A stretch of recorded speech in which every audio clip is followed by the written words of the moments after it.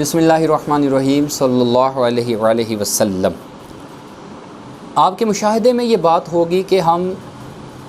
بہت سارا کھانا ضائع کر دیتے ہیں، چاہے وہ لیکوڈ فارم میں ہو چاہے وہ سالڈ فارم میں۔ فار ایگزامپل، جب ہم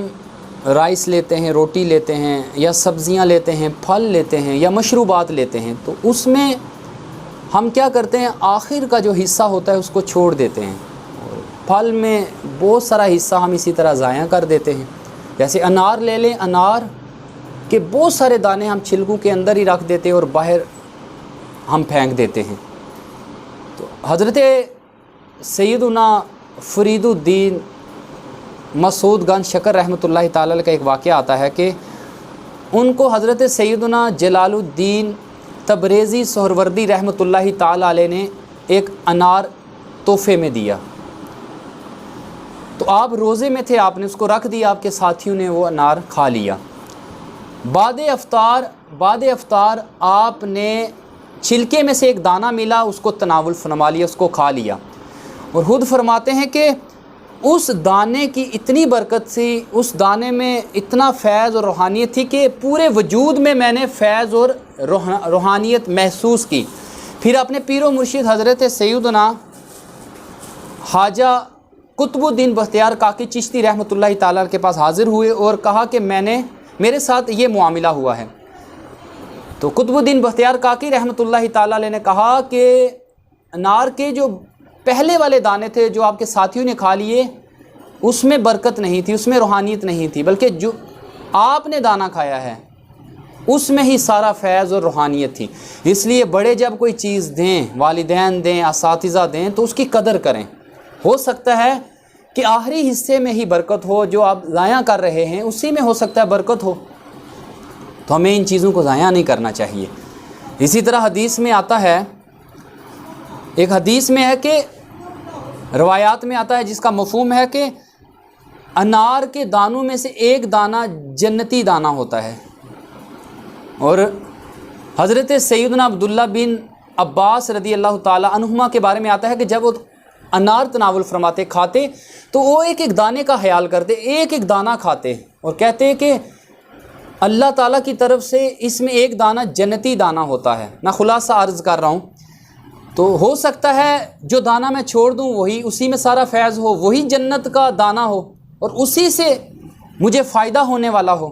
اسی سے ہو سکتا ہے میری بیماریاں دور ہوں، مصیبتیں ٹلیں، روحانیت ملے، تقوی پرہیزگاری ملے۔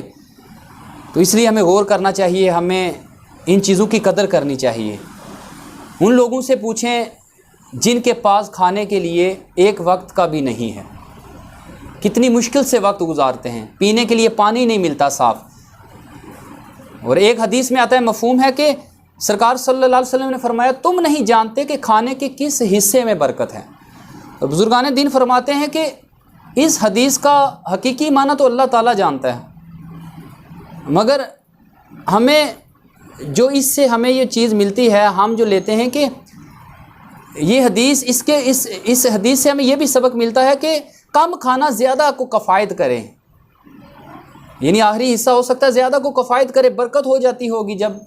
کھانا سارا کھایا جائے، پلیٹ کو صاف کیا جائے، برتن کو صاف کیا جائے، اور دھو کر ہو سکے تو اس پلیٹ کو دھو کر پی لیا جائے، تو ہو سکتا ہے تھوڑا کھانا سب کو کفایت کرے، بیماریاں دور ہوں اور اسی میں برکت ہو، اور برکت والا حصہ ہو سکتا ہے ہم باہر پھینک دیں۔ اس لیے احتیاط کریں، اپنے بچوں کو سکھائیں، ان کی تربیت کریں، ان کی ٹریننگ کریں، ایک ایک لقمے کی قدر کریں۔ اور مشروب پئیں، کوئی بھی کولڈ ڈرنک پئیں تو اس کے ایک ایک قطرے کی قدر کریں، بوتل میں جو ایک قطرہ جایا جاتا ہے اس کی بھی قدر کریں، اس کو بھی ایسے ہی آپ ضائع نہ کریں، فضول خرچی نہ کریں۔ تو آج کے واقعہ سے ہمیں بابا فرید گنج شکر رحمۃ اللہ کے اس واقعہ سے ہم نے یہ سیکھا کہ انشاءاللہ ہم کھانے کی قدر کریں گے اور ایک ایک لقمہ کھائیں گے اور آخری حصہ بھی کھائیں گے۔ اور آج تو سائنس بھی اس چیز پہ اعتراف کر رہی ہے، اس بات کی کہ سائنس بھی کہتی ہے کہ بی کمپلیکس جو ہے، وٹامن بی کمپلیکس، یہ برتن کے پیندے پہ، یعنی آخری حصے پہ، کھانے کا جو آخری حصہ ہوتا ہے وہاں بی کمپلیکس ہوتا ہے، وٹامن بی کمپلیکس جو آئرن کی فارم میں ہوتا ہے، یہ زیادہ اسی میں وٹامن ہوتے ہیں، غذائیت زیادہ حصے میں ہوتی ہے پیندے میں، جو ہم چھوڑ دیتے ہیں، نالیوں میں بہا دیتے ہیں معاذ اللہ۔ تو اس لیے اس کھانے کی قدر کریں،